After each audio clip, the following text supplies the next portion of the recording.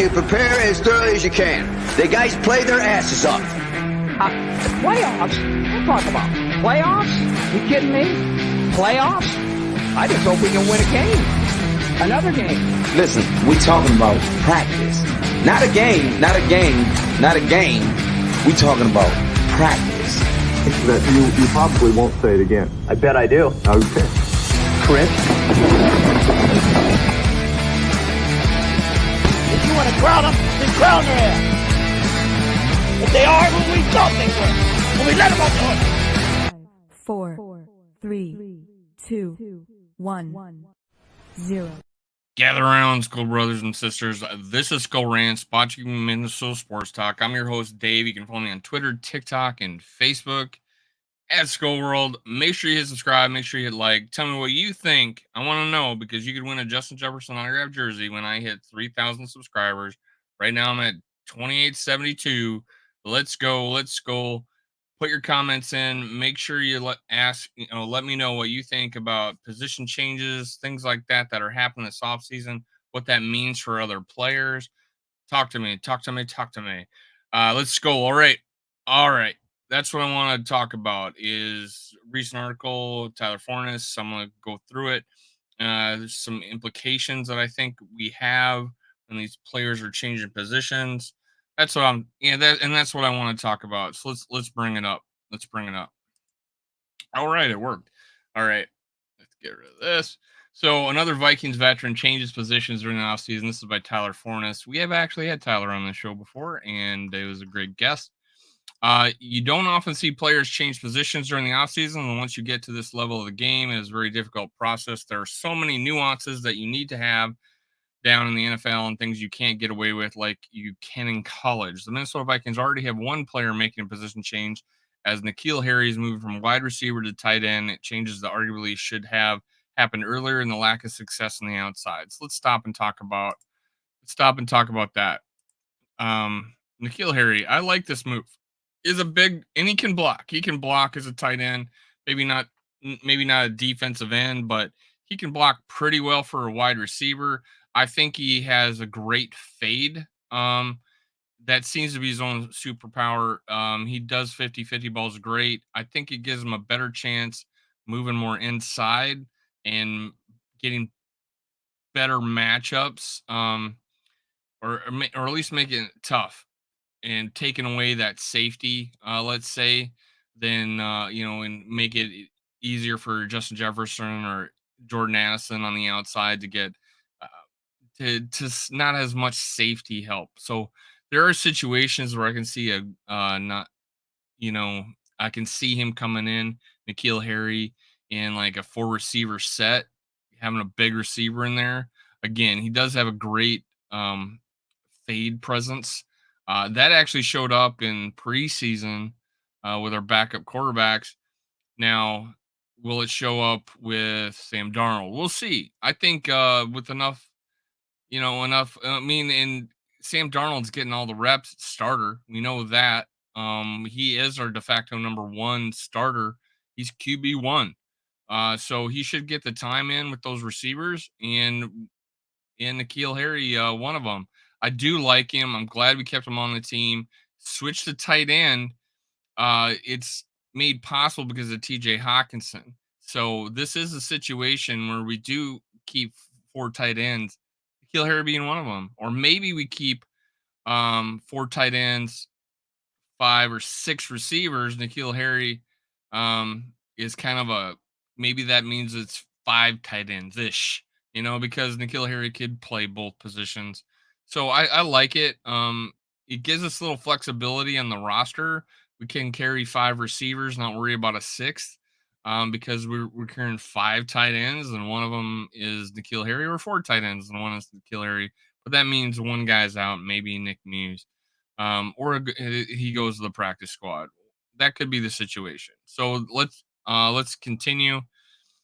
That's my thoughts on N'Keal Harry.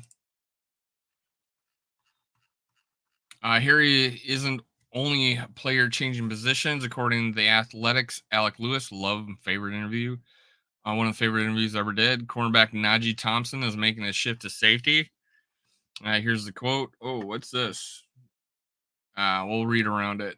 Switch positions, but his value remains a special teams prowess. This is an interesting one for the Vikings. While they are deep at safety, it was obvious that Thompson didn't have athleticism required to play the outside, isn't shifty enough to play the slot consistently. Safety is a spot where he might be able to play consistently. However, Thompson isn't someone who is going to play a lot of defensive snaps. He played just one last season for the Vikings as a rookie.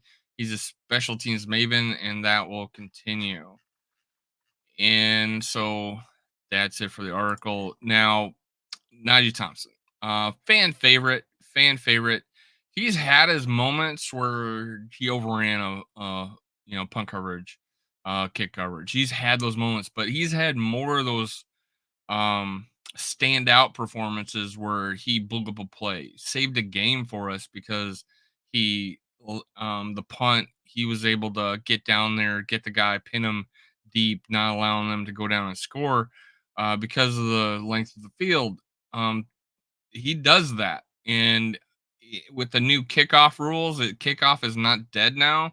He's a player that'll be utilized in the kickoff. I don't think it's as important because there's not really a gunner situation anymore.